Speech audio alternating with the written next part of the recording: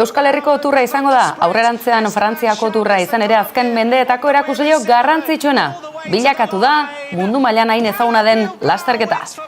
Euskaldun batek irabazi du azken etapa, ederra aliatu du Pello Bilbaok Fast and Furious ere, deitu diote, bai jauna.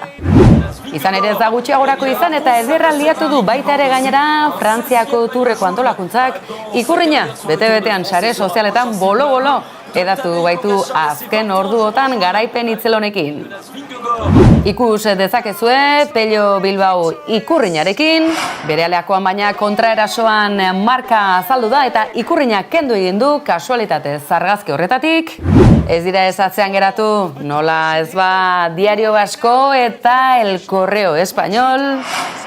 Hauteskunde kanpainan gaudela ahaztu ote zaio baten bati, ba ez eta guazen Arnaldo Otegik zer txokatu ote duen.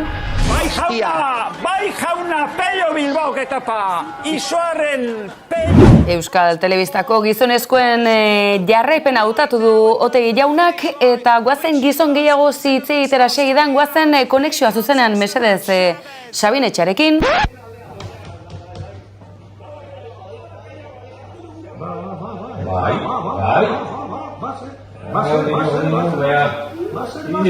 Hori da hori naturaltasuna Jaun Andreok hauteskunde kanpainaren Ekuadorean.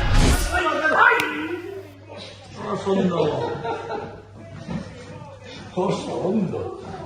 Hostia, tío, Itzela, es que oso luze. Oso urundi.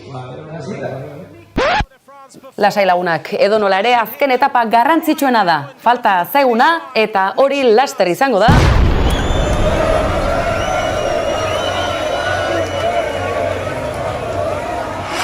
Euskal Herriko etapa surrealista eta jarraituena, zalantzarik gabe, Bilabesarena.